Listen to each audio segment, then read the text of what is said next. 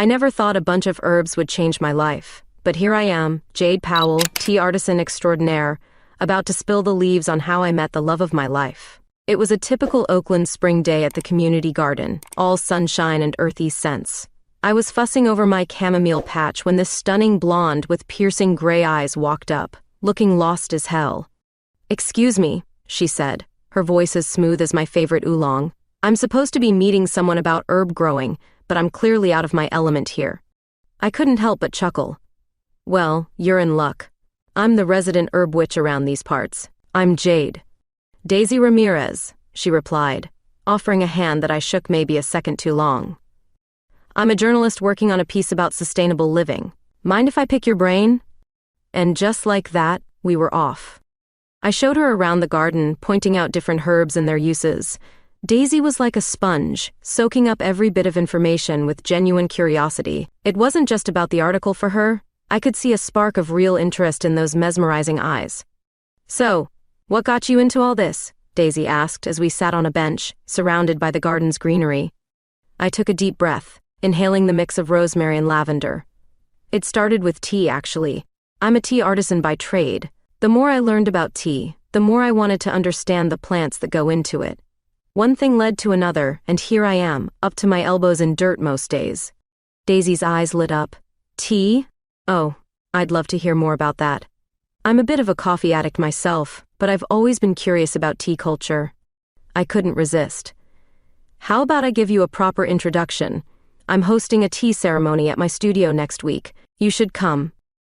She hesitated for a moment, and I felt my heart skip a beat. But then she smiled, and I swear the whole garden got a little brighter. "I'd love to. It's a date." The word date hung in the air between us, neither of us quite sure how to interpret it. But I knew one thing for certain: I wanted to see more of Daisy Ramirez. The next week flew by in a flurry of anticipation. I found myself putting extra care into preparing for the ceremony, selecting my finest oolong and polishing my best tea set. When Daisy arrived at my studio, she took my breath away. Her blonde hair was pulled back in a simple ponytail, and she wore a flowy green dress that matched my eyes perfectly.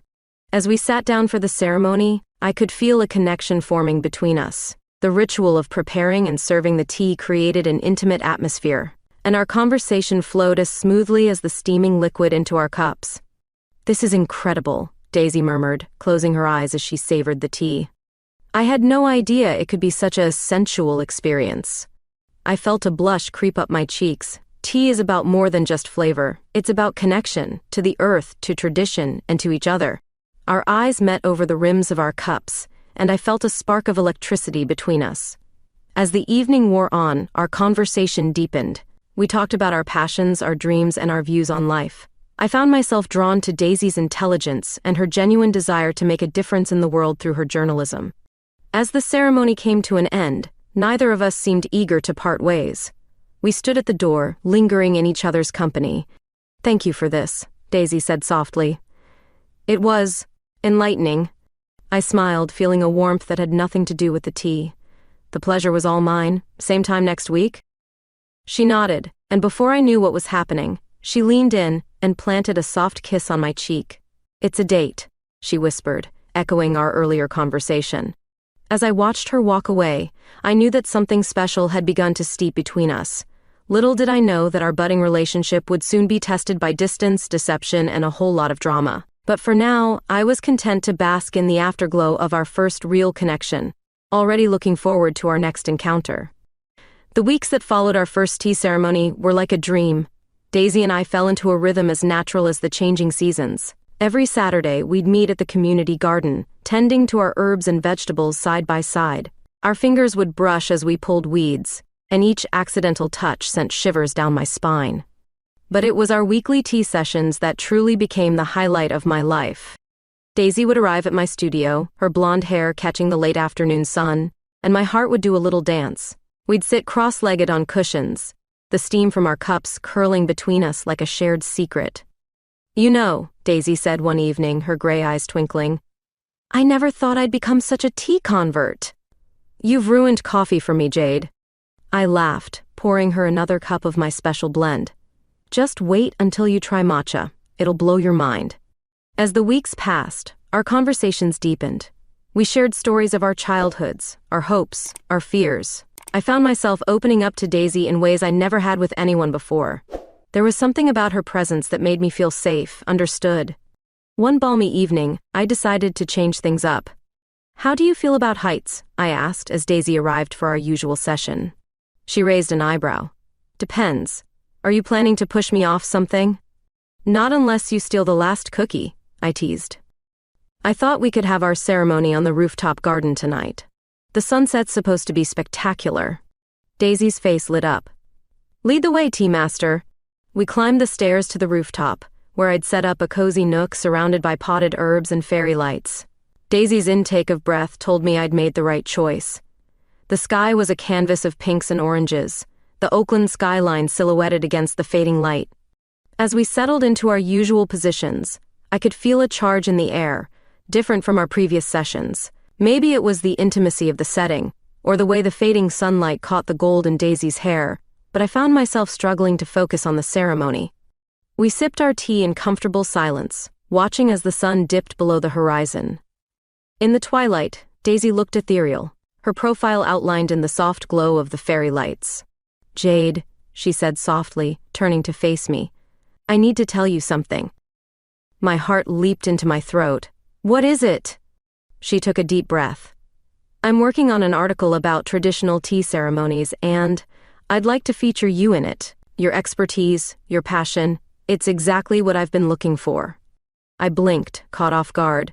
It wasn't what I'd been expecting or hoping for, but I couldn't deny the flutter of excitement at the idea. "Daisy, wow, I'd be honored." She beamed at me, and in that moment, I couldn't hold back any longer. I leaned in, my hand cupping her cheek, and kissed her. For a heart-stopping second, she froze, and I feared I'd misread everything. But then she melted into the kiss, her lips soft and tasting faintly of oolong. When we finally pulled apart, both a little breathless, Daisy let out a shaky laugh. "Well, that's definitely going in the article." "Oh, shut up," I murmured, pulling her in for another kiss. From that night on, our relationship blossomed like a perfectly steeped tea. Daisy spent more and more time at my place, and soon, we were talking about moving in together. The day she brought over her prized orchid collection to join my jungle of plants felt more significant than any "I love you." We fell into a routine of domestic bliss. Mornings were a dance of tangled limbs and stolen kisses as we got ready for our days. Evenings were spent cooking together, experimenting with tea-infused recipes, and cuddling on the couch while Daisy worked on her articles and I sketched designs for new tea blends. One night, after a particularly successful tea workshop I'd hosted, we tumbled into bed, giddy with excitement and just a little buzzed on my special chamomile brew. What followed was a night of passion that left us both breathless and glowing. As we lay there afterward, Daisy tracing patterns on my skin, I felt a sense of completeness I'd never experienced before. But life, as it often does, had other plans for us. Just as we were settling into our happily ever after, Daisy received a call that would change everything. Her mother had suffered a stroke and needed round-the-clock care. Daisy, being the only child, had to go. "I have to leave for a while," she told me, her eyes brimming with tears. "Mom needs me. I don't know how long it'll be." My heart sank, but I put on a brave face. "Hey, we'll make it work. There's this amazing new invention called the internet, you know." She managed a watery chuckle. "What would I do without you?" As I helped her pack, my mind was already whirring with ideas for virtual tea ceremonies and long-distance date nights. We'd make this work, I told myself. After all, our love was as strong and complex as my best-aged pu'er. A little distance couldn't change that. Or so I thought. Little did I know that this separation would test our relationship in ways I couldn't have imagined, and that the bitter brew of deceit was already steeping, ready to potentially tear us apart. The day Daisy left felt like someone had ripped out a piece of my heart. I stood in our now half-empty apartment, surrounded by the plants we'd lovingly tended together, feeling more alone than I had in years. But I was determined to make this work. After all, love conquers all, right?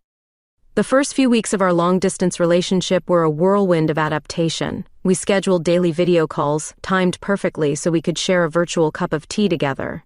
I'd send her care packages filled with my latest blends, and she'd regale me with stories of her mother's slow but steady recovery. "You should see her, Jade," Daisy said one evening, her face pixelated but still beautiful on my laptop screen.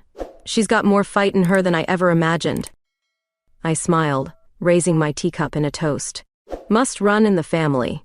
As the weeks turned into months, we fell into a new routine. Every Sunday, we'd have our virtual tea ceremony. I'd guide Daisy through the process, and for a little while it felt like we were back in my studio, lost in our own little world.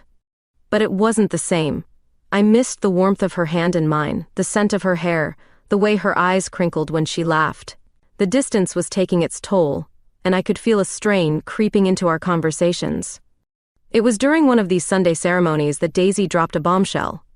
"I've been thinking," she said, her voice hesitant. What if I moved back here permanently?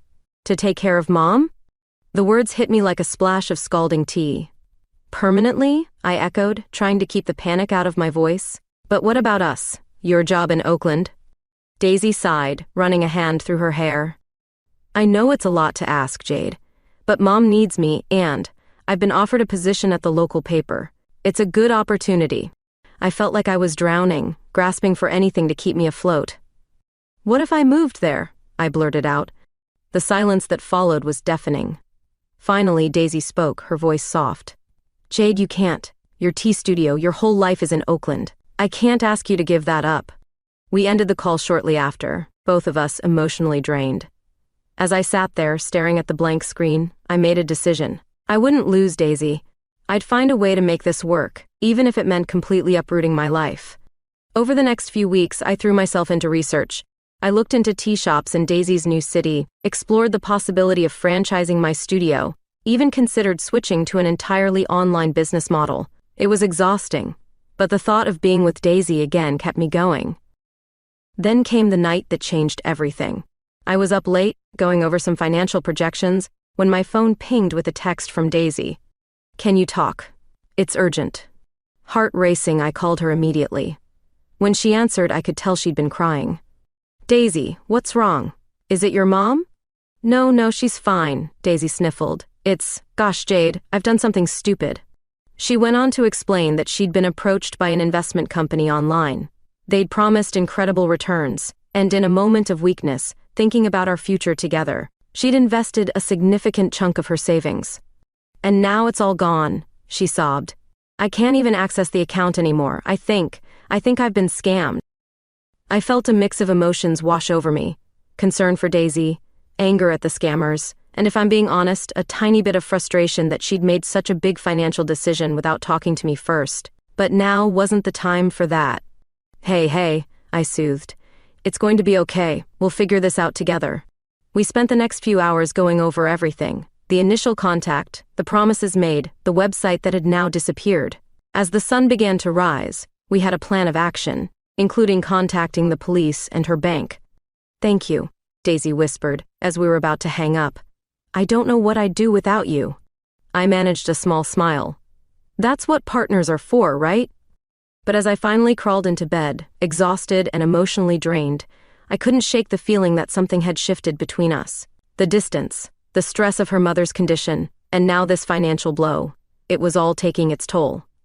The next few days were a blur of phone calls and emails as we tried to untangle the mess of the scam.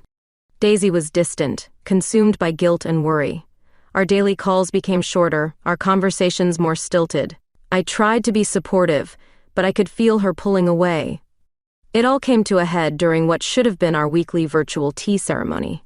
Daisy was distracted, barely participating in the ritual that had become so important to us. "Daisy," I finally said, setting down my cup, "talk to me. What's really going on?" She wouldn't meet my eyes. I feel so stupid, Jade, and ashamed. I should have known better." "We all make mistakes," I tried to reassure her. "Do we?" she snapped, surprising me with her vehemence. "Because I seem to be making all of them lately. Moving away, falling for this scam. Maybe I'm just not cut out for this." "For what?" I asked, a knot forming in my stomach.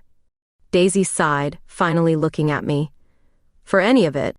Long-distance relationships, managing my own finances, being the person you deserve." I felt like I'd been punched in the gut. "Daisy, no, that's not true. We can work through this." But I could see in her eyes that she was already pulling away. The call ended shortly after, with promises to talk again soon that felt hollow even as we made them. As I sat there, surrounded by the remnants of our virtual tea ceremony, I realized that the future I'd been so carefully planning might be slipping through my fingers like loose tea leaves. The bitter taste of uncertainty filled my mouth, and for the first time, I wondered if love really could conquer all. The weeks following Daisy's confession about the scam were like steeping a particularly bitter tea. Each day seemed to draw out more unpleasant flavors. Our daily calls dwindled to every other day, then to a couple times a week. When we did talk, there was a tension that hadn't existed before, a wall of unspoken words and fears between us. I tried to keep our connection alive the best way I knew how, through tea. I started hosting virtual tea ceremonies, not just for Daisy, but for a small group of tea enthusiasts I'd connected with online. It was a way to stay busy, to feel like I was doing something productive while my personal life felt like it was unraveling. And now we'll let the leaves steep for exactly 3 minutes, I instructed, watching the faces on my screen nod along. My eyes kept darting to Daisy's window, hoping to see that spark of interest that had first drawn us together. But her gaze was distant, her mind clearly elsewhere. After the session, when the others had logged off, I tried to engage her. "So, what did you think of the new oolong blend?" Daisy shrugged, the movement jerky through the pixelated video. "It was fine, I guess. Look, Jade, I'm really tired. Can we talk tomorrow?" I swallowed my disappointment. Sure, of course, get some rest. But tomorrow came and went without a call, then another day, and another. My messages went unanswered, and a gnawing worry began to eat at me. Was Daisy okay? Had something happened to her mother? Or was she purposely avoiding me? On the 5th day of silence, I couldn't take it anymore. I called her number, my heart pounding with each ring. When she finally answered, her voice was groggy and irritated. "Jade? Do you know what time it is?" I glanced at the clock, wincing as I realized it was past midnight her time. "I'm sorry, I was worried. I haven't heard from you in days." There was a long pause, and when Daisy spoke again, her voice was carefully controlled. "I've been busy. Mom had a setback, and work's been crazy." "You could have sent a text," I said, unable to keep the hurt from my voice. Another pause. "You're right. I'm sorry. I needed some space to think." The knot in my stomach tightened. "Think about what?" "About us, Jade. About whether this is really working." Her words hit me like a physical blow. "What are you saying?" Daisy sighed, the sound crackling through the phone.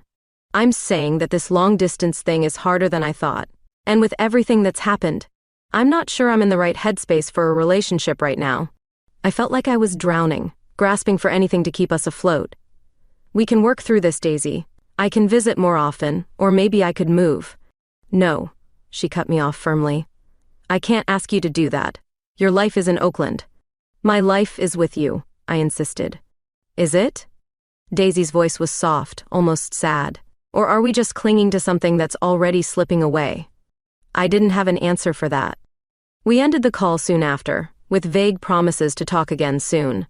But as I sat in the darkness of my apartment, surrounded by the plants we'd tended together and the tea sets we'd used, I felt a crushing loneliness settle over me. The next few days passed in a blur. I went through the motions of my daily routine, tending to the plants, preparing tea blends for online orders, hosting virtual ceremonies, but my heart wasn't in it.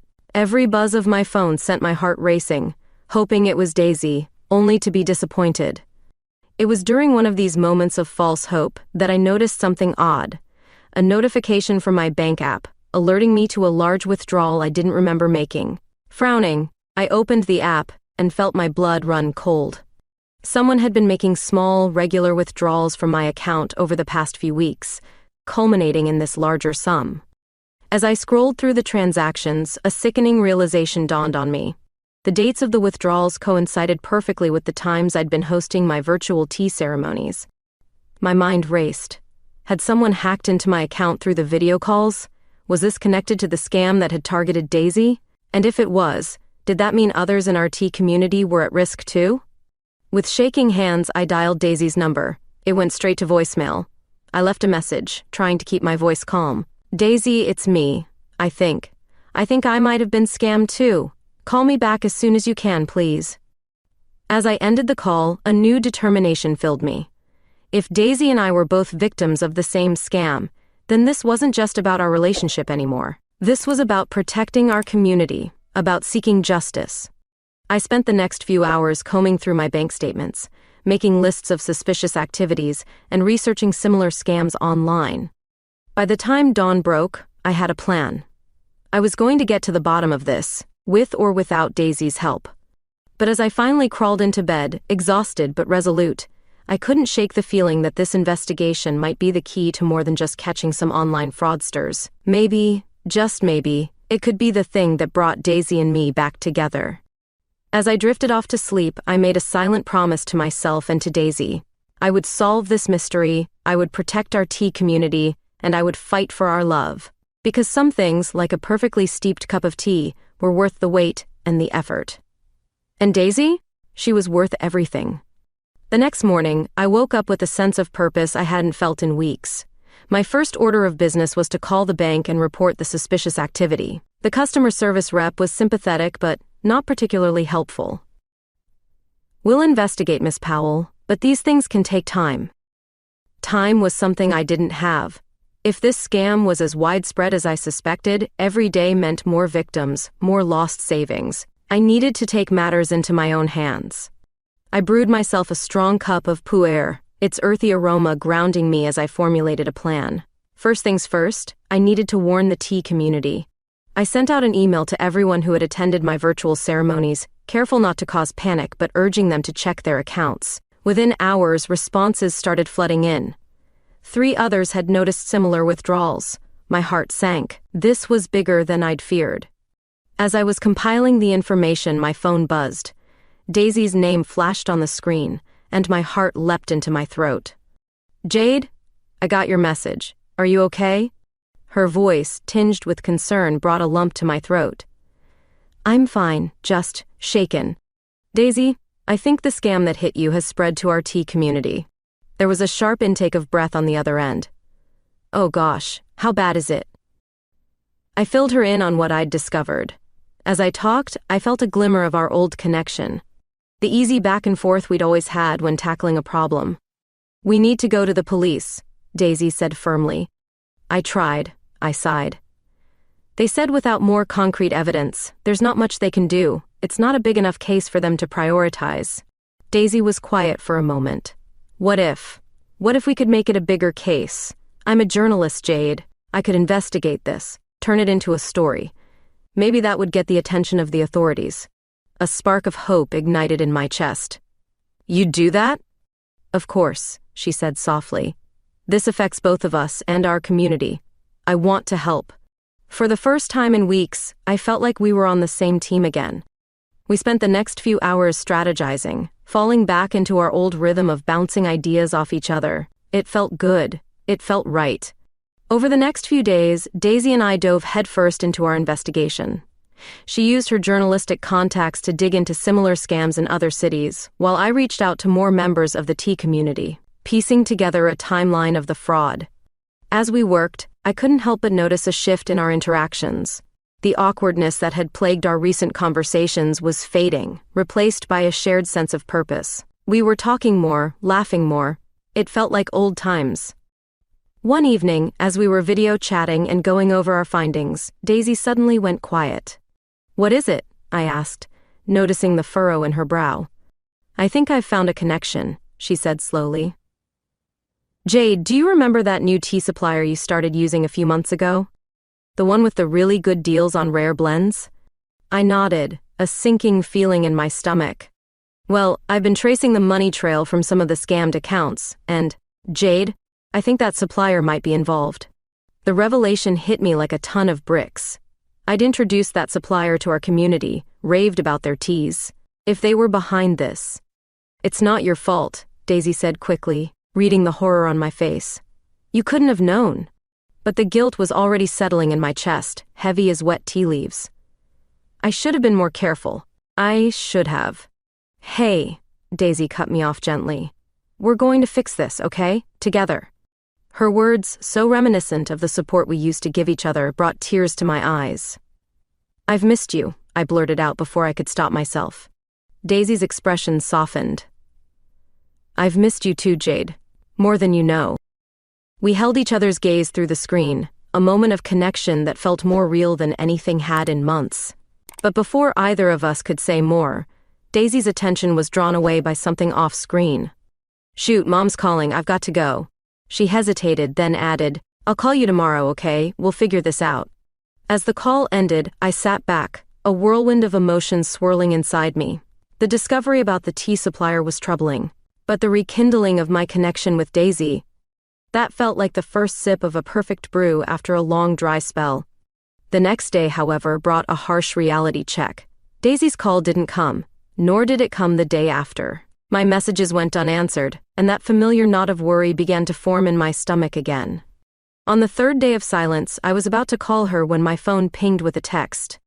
It was from an unknown number, but the content made my blood run cold. "We know what you're doing. Back off, or your girlfriend's mother might have another setback."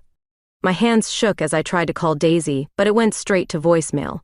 Panic rising in my throat, I did the only thing I could think of. I booked the next flight to Daisy's city. As the plane took off, I stared out the window at the receding Oakland skyline. I had no idea what I was flying into, but I knew one thing for certain: I wasn't going to let anyone hurt Daisy or her mother. Whatever was going on, whatever dangers we were facing, we would face them together. The tea leaves of fate were swirling, and I was determined to read them, no matter how bitter the brew might be. The flight felt interminable, my mind racing with worst-case scenarios. By the time I landed, I was a jittery mess, running on adrenaline and airport coffee that tasted like it had been steeped in motor oil. I hailed a cab, giving the driver Daisy's address with a voice that barely sounded like my own. As we pulled up to her mother's house, I saw no signs of disturbance. The garden was neat, the curtains drawn. I paid the driver and stood on the sidewalk, suddenly unsure. What if I was overreacting?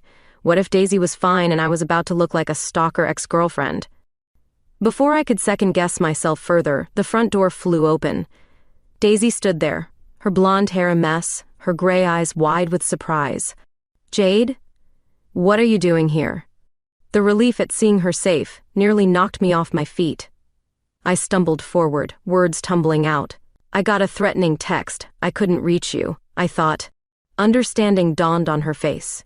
She pulled me into a fierce hug, and I breathed in her familiar scent, feeling the tension drain from my body. "I'm so sorry," she murmured into my hair. "My phone got hacked. I've been trying to sort it out. I had no idea you were trying to reach me."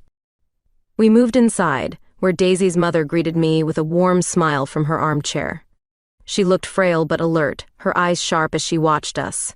Over cups of chamomile tea, which felt blasphemous given the circumstances, but I needed something to steady my nerves, Daisy and I compared notes. The threat, the hacking, the sudden radio silence, it all pointed to one thing: we were getting too close to the truth. "We need help," I said, setting down my cup. "Professional help." Daisy nodded, her face set with determination. "I think I know someone who can help. Remember Sarah Gianna, the detective I interviewed last year for that cybercrime piece?" A plan began to form.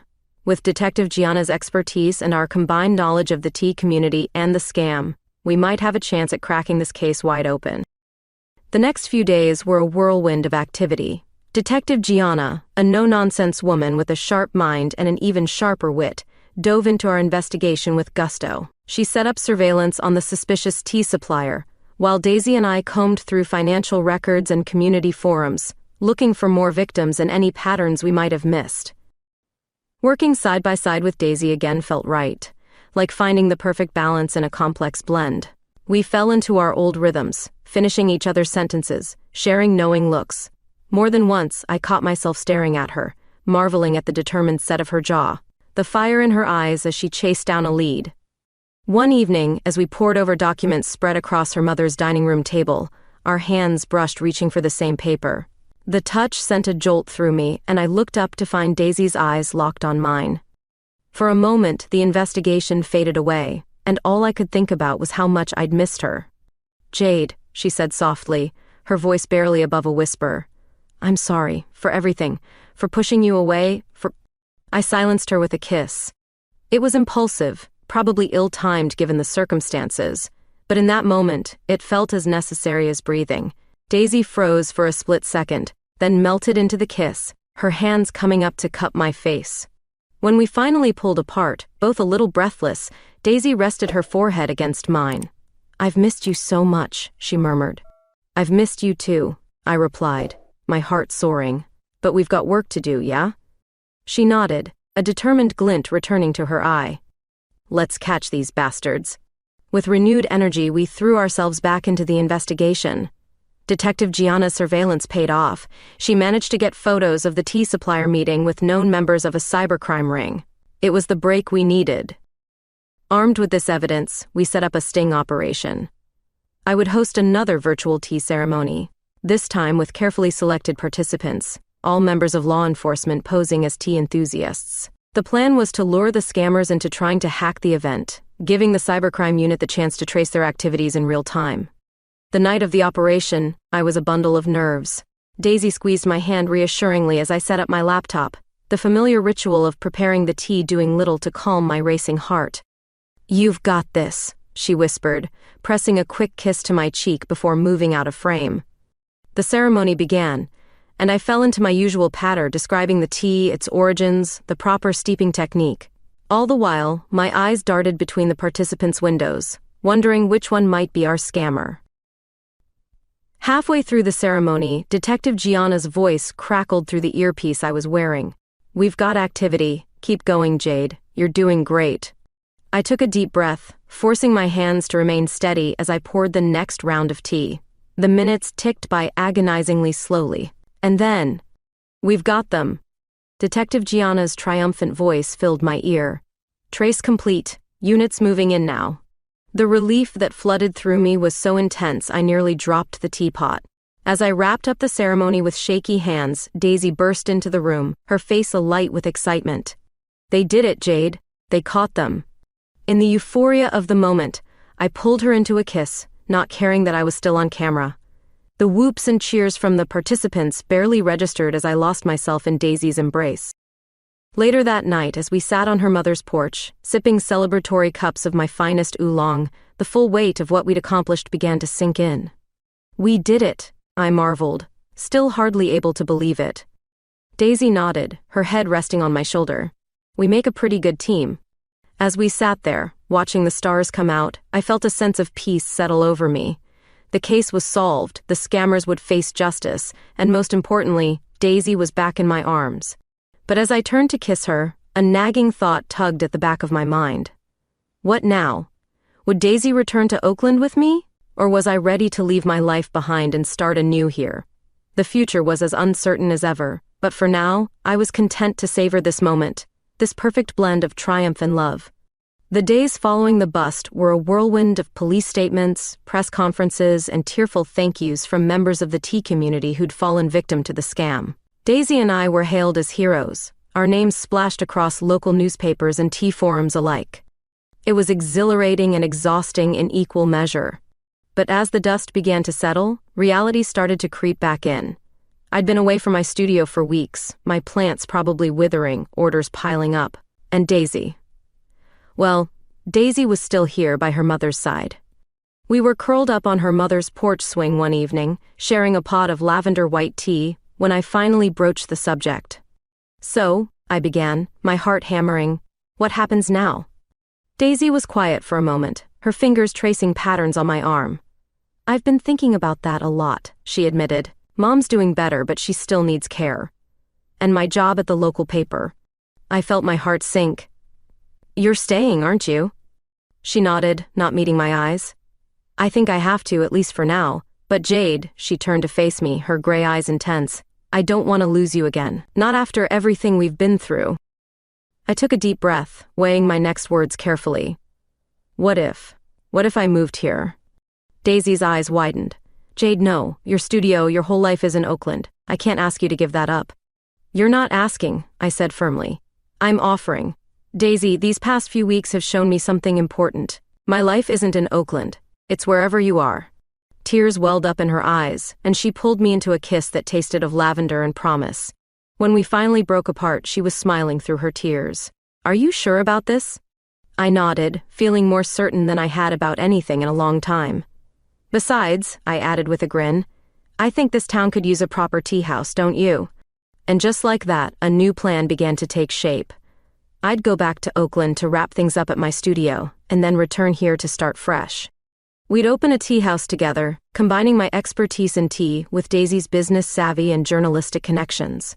The next few weeks were a frenzy of activity. I flew back to Oakland, my heart heavy as I packed up my studio. Each familiar tea set wrapped in bubble wrap felt like saying goodbye to an old friend. But as I looked around at the bare walls, I realized that the soul of this place, the passion for tea, the desire to create connections, wasn't tied to this physical space. It was coming with me, to my new life with Daisy. My return flight was delayed, and by the time I finally made it back, it was well past midnight. Daisy was waiting for me at the airport, a sight for sore eyes after weeks apart. "Welcome home," she whispered, as she pulled me into a hug. Home. The words settled in my chest, warm and comforting as a perfectly steeped cup of chai. The next morning, fueled by jet lag and excitement, we hit the ground running. Daisy had already scouted out a few potential locations for our tea house, and we spent the day touring spaces, our minds whirling with possibilities. "What about here?" Daisy asked, gesturing to a cozy corner in an old brick building downtown. "We could put the main seating area here and maybe a little shop for loose-leaf teas and accessories over there."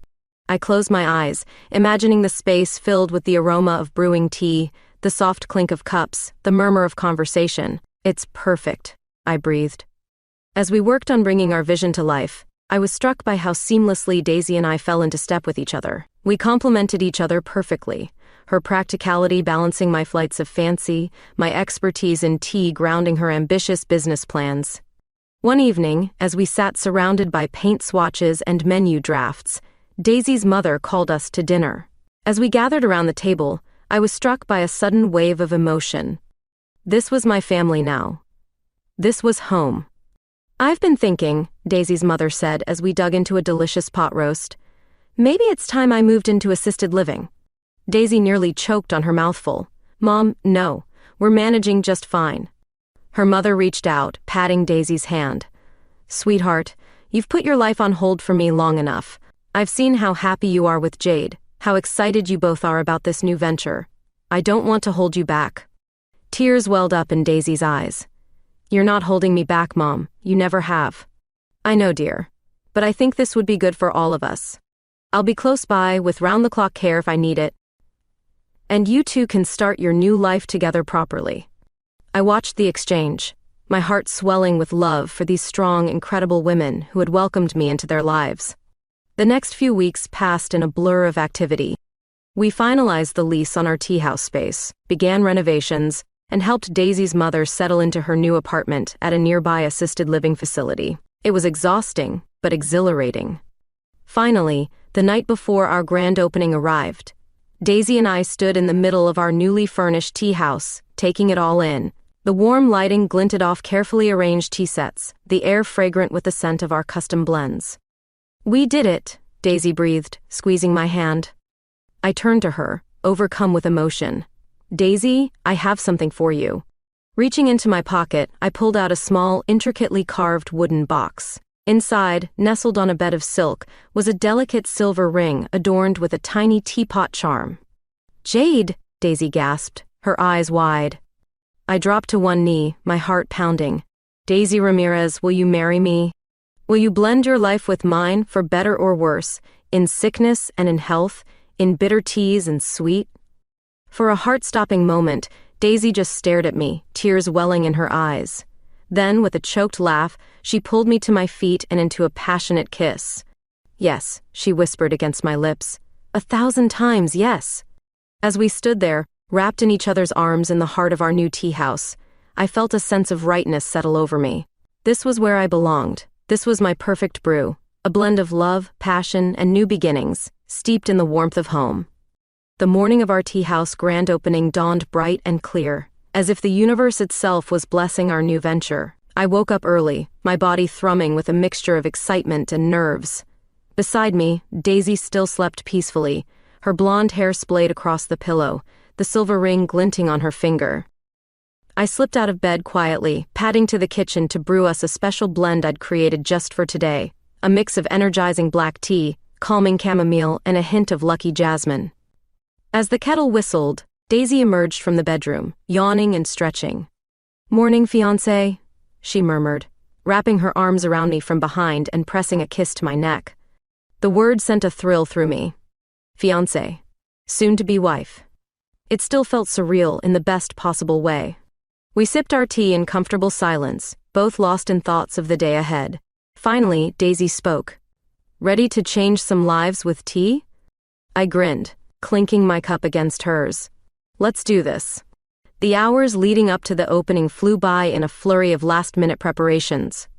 We arranged and rearranged tea sets, fussed over the placement of our loose-leaf displays, and triple-checked our stock of homemade scones and tea sandwiches. As the clock struck 10, Daisy squeezed my hand. "Showtime," she whispered, and flipped the sign on the door to "Open." For a heart-stopping moment, the street outside remained empty. Then, like a dam breaking, people began to stream in. Friends from the tea community, local business owners, curious passers-by, all eager to see what steep love our chosen name for the tea house had to offer. The day passed in a whirlwind of steeping, serving, and sharing stories. I found myself in my element, guiding customers through our menu of carefully curated blends, each with its own unique story. Daisy flitted between tables, her journalistic skills put to good use as she chatted with patrons, gathering feedback and making everyone feel welcome. As the afternoon wore on, I noticed a familiar face enter the shop.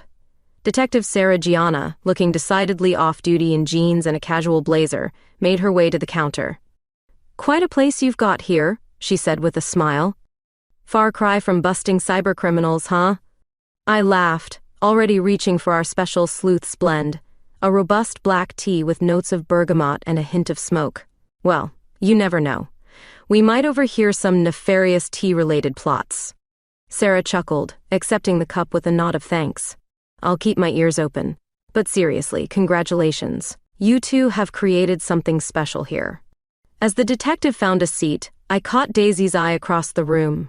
She was deep in conversation with an elderly couple, but she paused to flash me a radiant smile. My heart swelled with love and pride.